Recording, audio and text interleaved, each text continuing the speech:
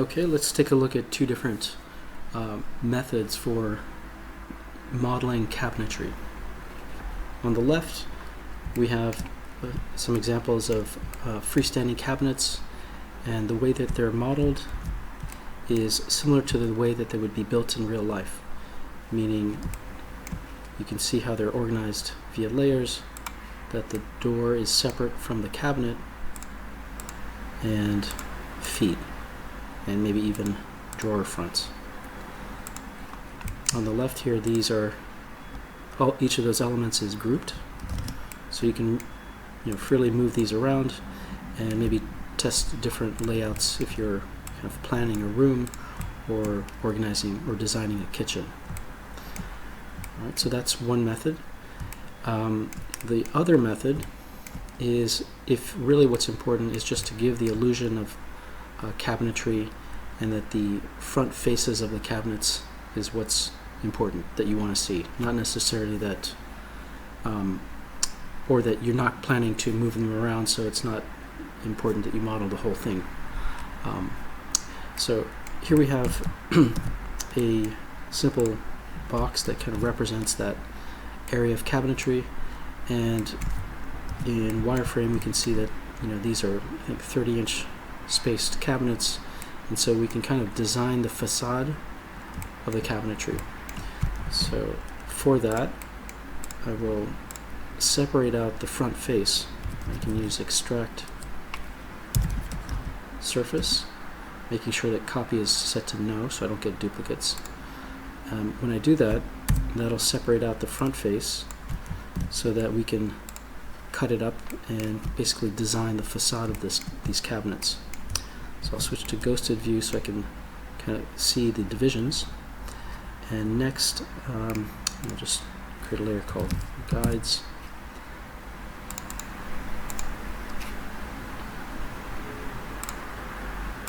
And make that the active layer. Alright, so I'll just go about really modeling or designing the facade of these cabinets. I have the end snap, and I think the perpendicular snap will be useful. Alright, so click on that division point and draw that vertically, and I can copy these to just capture those separations.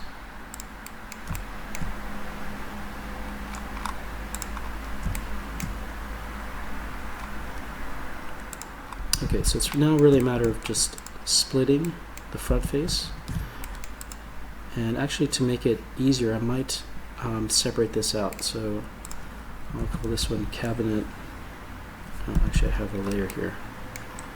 I can use this one, cabinet facade, really cabinet doors, and I can turn off, oops, actually that's cabinet, maybe this should be on cabinet frame, just so it's kind of similar to the layer organization for the other, for what's in the file.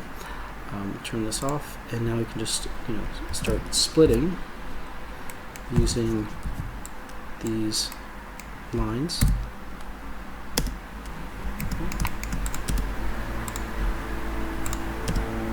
Okay, so that cut that, and maybe there's something kind of different going on in this part. Oh, let's split this one up too. Okay.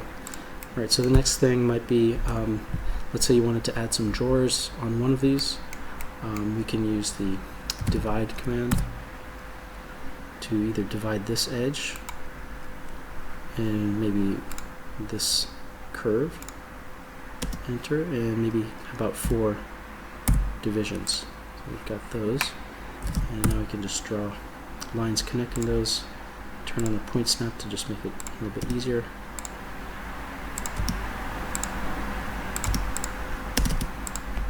And hit escape, and then split these.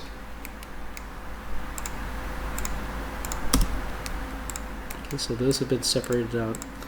We have some drawer faces, and whatever kind of other divisions might be necessary.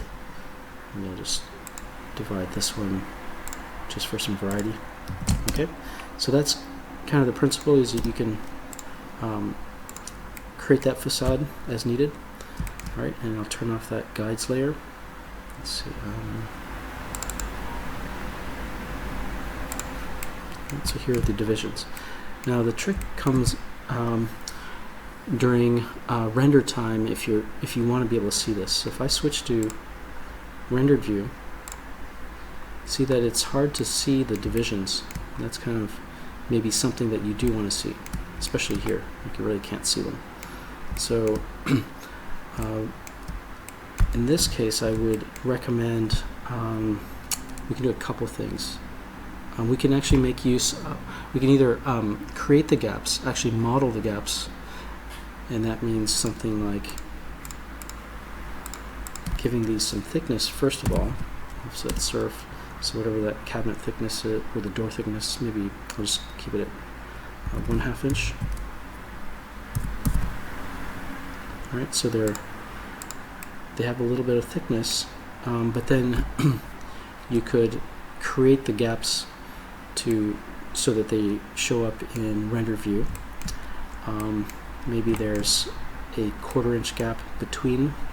So this takes a little bit of extra modeling, but let's say I'll do. I'll zoom in here, and so I want to create a gap between these. So I'll switch to ghosted view, type extrude curve, and select this line here, and just make it extended up. So this is going to be like a cutting volume. I need to, these door faces are solids, so I can use Boolean tools if I also make this a solid. And I'll do that by doing offset surf. In here I can use a handy modifier here, which is use both sides. So if I click both sides equals yes, then it's going to give this thickness on in both directions. And let's say that overall that thickness might be 1 inch, or sorry, 1/8 of an inch either side, so that the total thickness is 1/4 inch. Right, so I'll actually make use of that for the other elements, or the other divisions. So I'm going to make sure I'm snapping to the middle of that and put that there. And I'll just keep one over here to the side so I can make use of it again if it needed. So here we have some solids.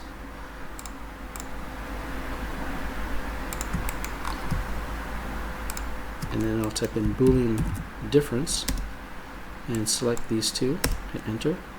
And what that did was carved out a gap that's kind of visible in render mode. And if I wanted to do these others, I could, I guess, use this as my cutting geometry again, and I just need to place it, to position it. So I'll use maybe the mid snap so I can get to the center line of those divisions. Mid snap, but here I'm going to look into the end right there. Okay, that's good. And just copy this down a couple of times for the drawers.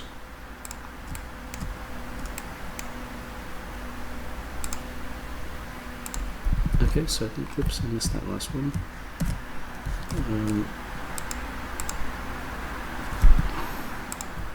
Copy, and just bring this down here.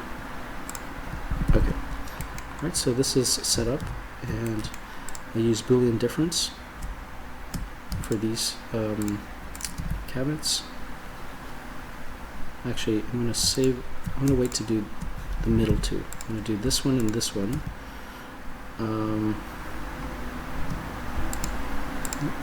Actually, no, I'll do all of these. Boolean difference. Actually, sorry, I'm anticipating. I'm going to make a copy just in case I need it. All right, Boolean difference. Select those cutting objects and hit enter. So that's been cut, and I can see that in rendered mode. And the reason I saved this one was so I could do this piece right here. Alright, so Boolean difference 1, 2. Select this, and that created those gaps now, which are kind of renderable. And so, I mean, especially for cabinetry, any of those details that you want to show up, I think require that. That's one method. Alright, so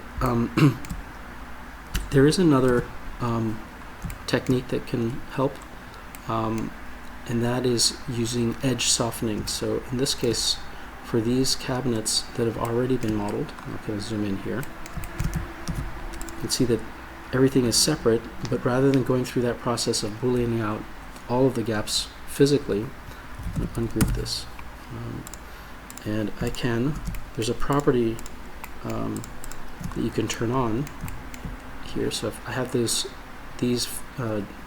drawer fronts selected, if I go to properties and you go to this icon here, which is called edge softening, and I'll switch to render mode so we can take a look. So if I turn this on, this is kind of a visual illusion that will give you these gaps without having to model everything. So edge softening is on, and I just need to give it a certain radius. So let's try 0.01. You can see that kind of rounded it off, and that's kind of visible in render mode without having to go in and cut everything. So it's really an illusion. You can see here that when you zoom in, the kind of the original geometry is still there. It's just whenever it meets an edge, it's softened, and that's a property assigned by object. So for example, when I select the frame, it doesn't have that applied in properties, but when I select the door front, I did, and you can toggle that on and off as needed. And I'll just make sure I turn that off. Just generally, I don't have to select every one. I can just grab the whole thing and make sure that those are unchecked, and you can see that effect disappears.